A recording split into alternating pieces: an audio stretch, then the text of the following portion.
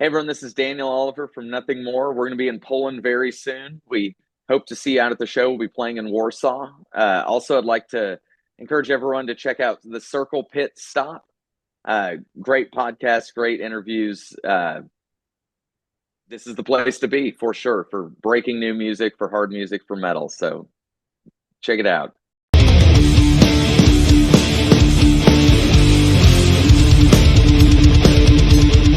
So you released a re-release of your last album, Carnal, with some bonus tracks, and I think this is a great album, and especially like from this perspective, which is over a year since the album was released, it really shows that it has killer bangers, it has great songs. What is your opinion, right, from this perspective of a year on this album? Yeah, like looking back on it a year later,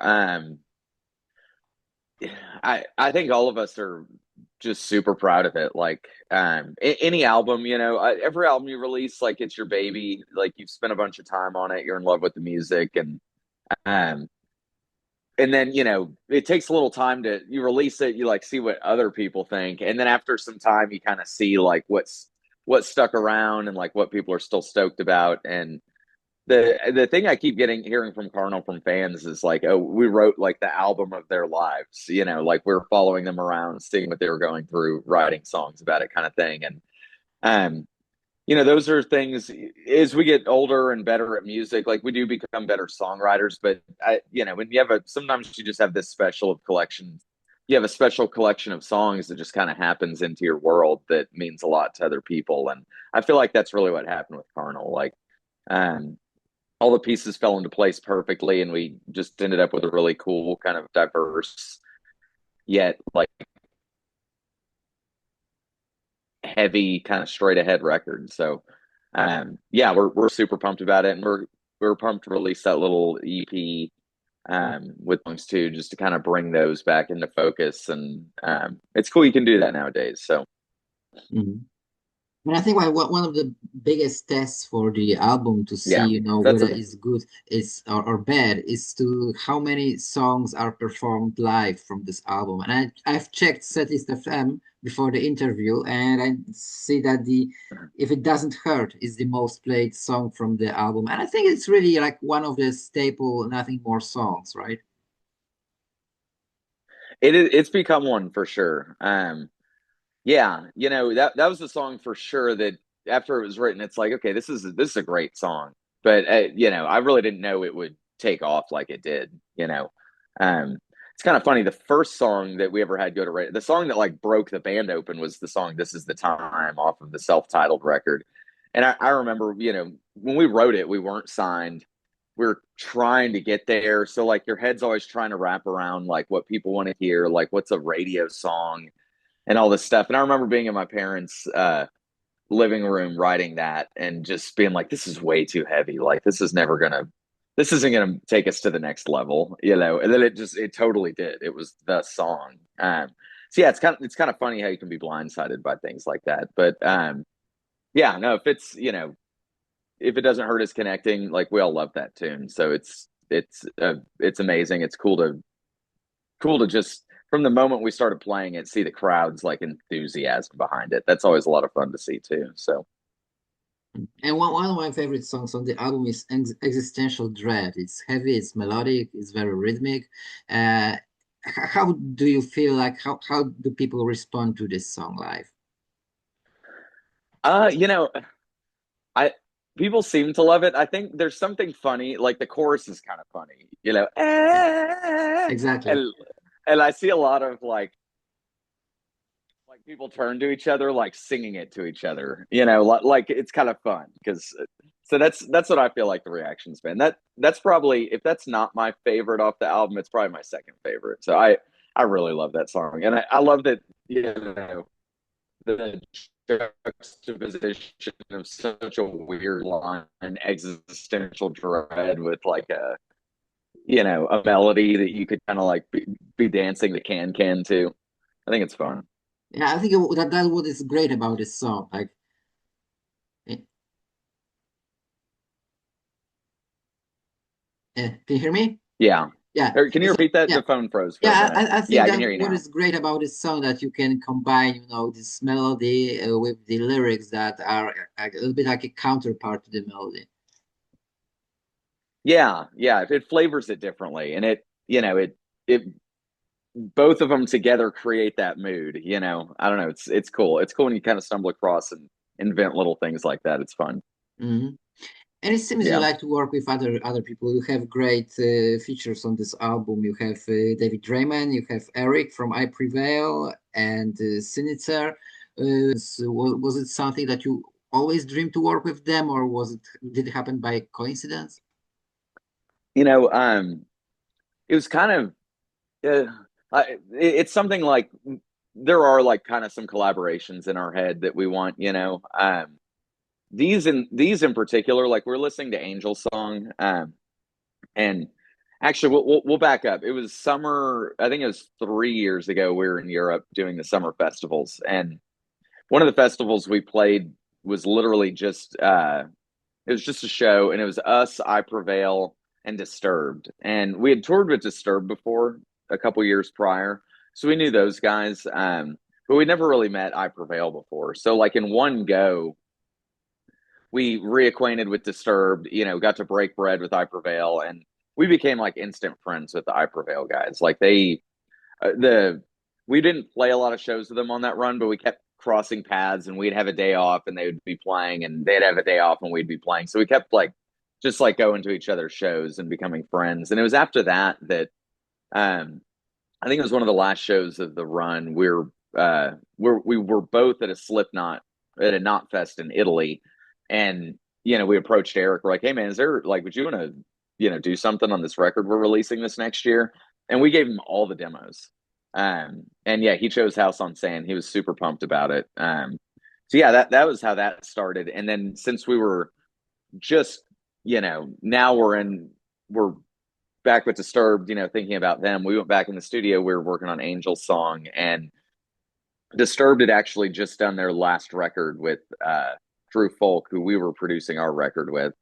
Um, and yeah, we were talking about features, and it's like, oh, I could hear, just David Draymond has this like epic, timeless voice.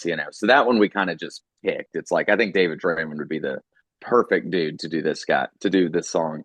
And it just so happened that like we just saw him again, and like Drew, our producer, had a great relationship with him. And same kind of thing with Chris Daughtry. Like uh, we're friends with him. Like he's come out to some shows and we've hung out, and it was just we thought Free Fall would work well with his voice. And the most out there one was Sinister for sure. Like he's from a different genre. I think his genre is called funk. That's what our managers told us. And the way we found him was our manager's son was a big fan of his. Like he's a fan of that kind of, I don't know, it's like heavy electronic music. And so yeah, when we sent him stuff, like we had no idea what we were going to get back. But I think my first listen to it too, I was like, okay, this is interesting. And then by like second or third listen, it's like, okay, yeah, this totally completes it. Like I couldn't imagine anything better. Um, so yeah, that was how that came about. And man, it's such an honor to have just rock legends like David Draymond like on a song. Like that's so cool to us to just kind of be considered as a peer by a group of guys like that have just been at it for so long and we have so much respect for. So and also cool like getting in there with the younger guys like Eric from I Prevail. Like it's just fun. It's fun sharing your music with other people and letting them lend a little artistry to it and color it their way. It's badass. Mhm. You also did crossing the Rubicon with Sabaton, and that was pretty surprising, but that was not something I would expect. I mean, combination of Sabaton and Nothing More. Yeah, it that's a band we'd heard of before, but like they're a little bit out of our genre. But when we got the track, it was like this is so cool. Like I don't know, it's just an epic song. And I don't we're honored to do it. It's been a ton of fun, and now that it's released, like it's cool to see the reaction to it. Everyone seems to be digging it. And I know so many people that have never heard of Sabaton before that because of that song, they're like, "Oh, where did this band come from?" It's like, yeah, dude, they're huge in Europe. Like, yeah, I love that too. That they're these massive bands in Europe that like haven't quite made it to the U.S. And same thing like U.S. to Europe. Like, so yeah, any sort of like pollination, I think is always a good thing. So always happy to help, and we're super honored they wanted to do it. So very cool. Yeah, and this version is really different from the original version. So it shows like how you bring, something from yourself to the music. Yeah, yeah, yeah. It was cool. I Mhm. was helping Mark with all the guitar stuff, and it was fun. Just like when you're a feature, it's like it's just a different mindset to it. It's not your song. You get to like come in like riding on a white stallion kind of thing, and guitar work is already so good. Like, it was cool, watching him like play off of this other amazing guitar energy that's already happening in the song. So it was cool all Mm. around. And you also have on your album samples by philosopher Alan Watts, and it's interesting, how it encapsulates the entire album, like it connects the songs. And so, was it something you had in mind from the beginning when you started working on this album, or did you add it later at the stage of working on this album? I don't think really none of the songs were like purposefully written around like any of the Alan Watts excerpts or lectures that we include. But he's one of those philosophers that all of us have just supremely connected with and like really connect with his message and everything he has to say. And um, it's always I don't know. So since we're always kind of writing from that perspective, like just so much of what he says seems to make sense with a lot of the themes of the song. So yeah, usually we'll have the songs and then try to pick the order of the songs loosely and then start going through like all of Alan Watts's teachings to see like what metaphorically or even this time we got a couple of like lucky catches where right before down the river he is talking about the river, things like that. Like it's like magic when it works out that way. But um yeah, I think for us, like he's a guy that has changed all of our lives in like a really profound positive way. And um I think he makes our record, he kind of bridges ideas really well and helps us do that in a cool way. And and since then also we've met a lot of people that have gotten turned on to Alan Watts that have kind of said the same thing. He's been a really positive thing in their life. So um I don't know, it's fun being able to champion him and kind of have him be our philosopher for our records. So I don't think there's any plans to change it. I think we'll probably keep using him as it fits. So yeah. Mhm. Great. And you've also released a cover of We're in This Together by Nine Inch Nails, and you started working on this cover 11 years ago. Yeah, 11 years ago. So So, walk me through this process. Why did it take so long? you know, uh, it was right after we got signed that the idea to do it came about. I don't even know whose idea it was. Probably Johnny. I think Johnny's the biggest Nine Inch Nails fan. But I love the idea because I like Nine Inch Nails a lot. But one interesting about their music is they don't go all the way there like rock music. Rock music just gets huge and heavy, and you pour layers on, you pour guitar tracks on. Whereas Nine Inch Nails is this cool, like more artistic, like dry sounding, heavy.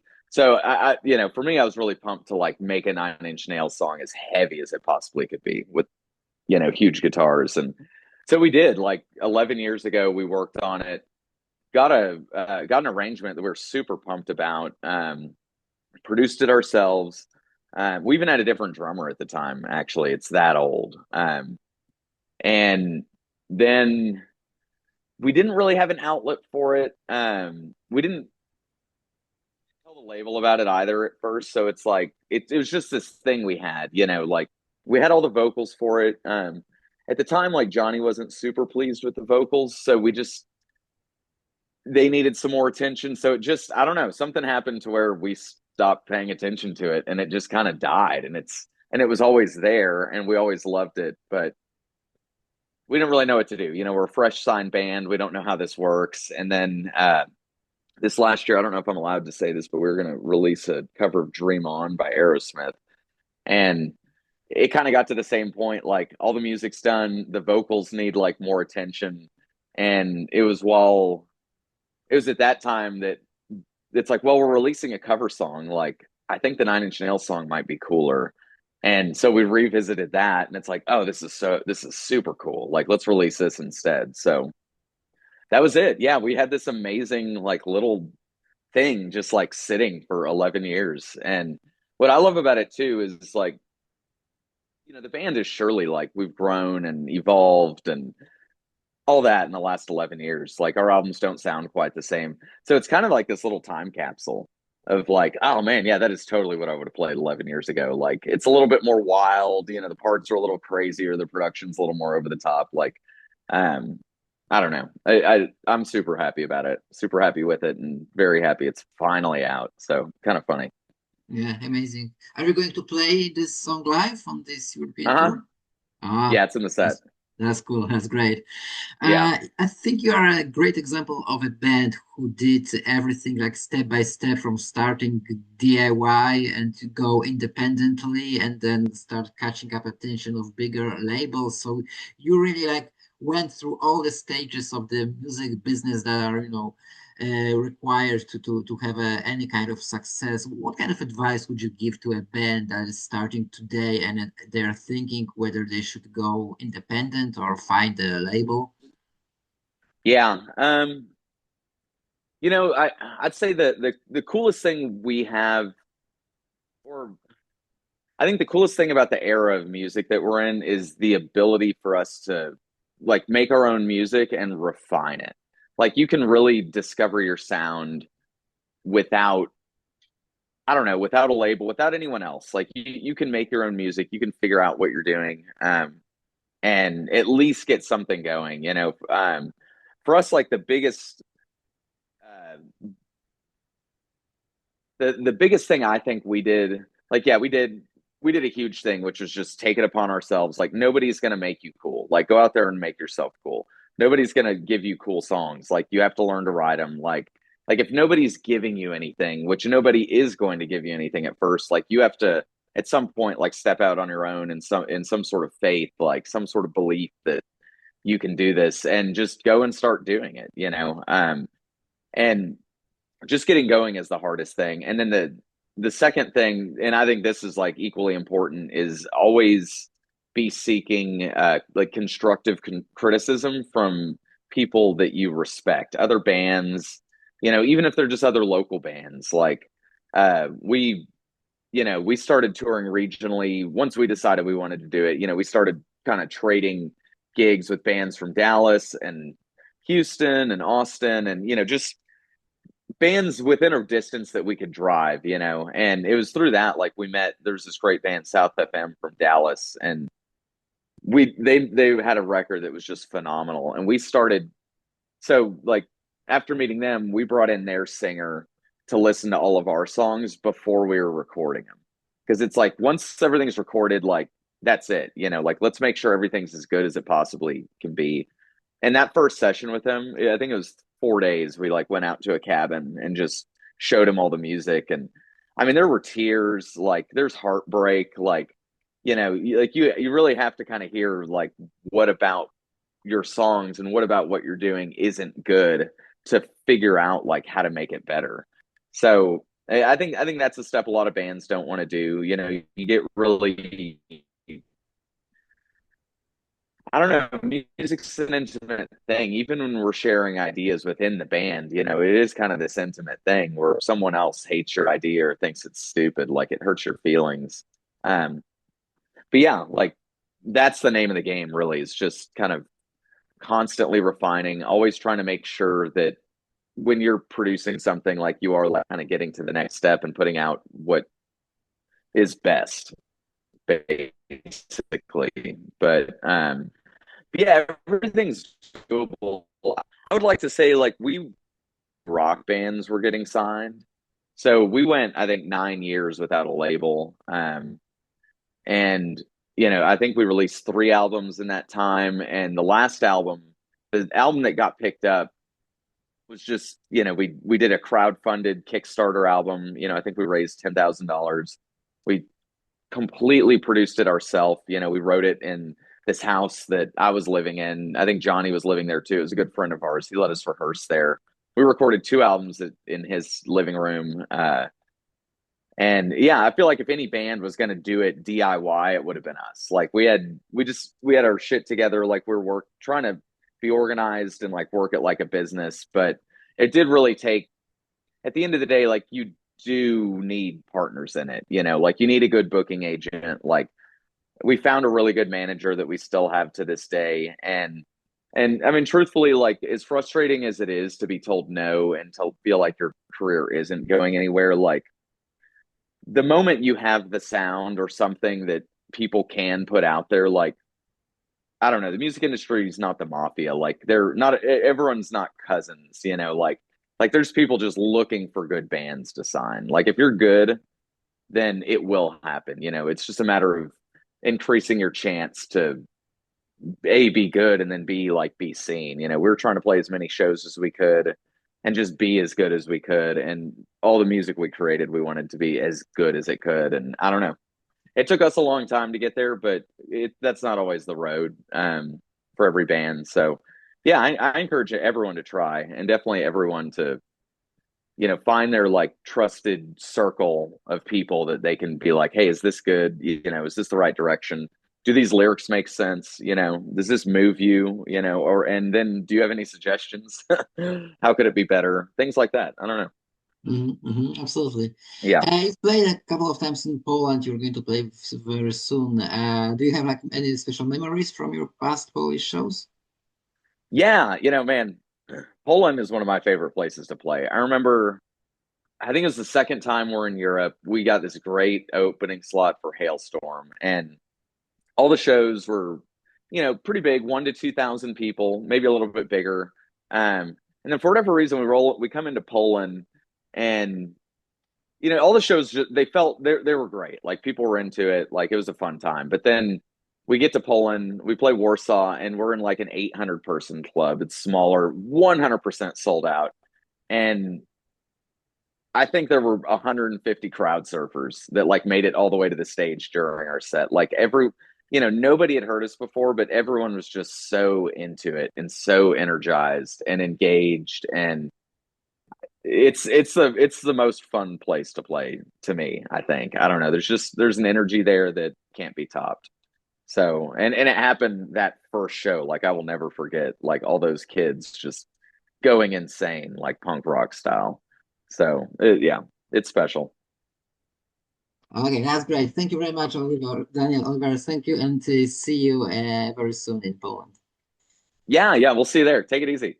Okay, bye.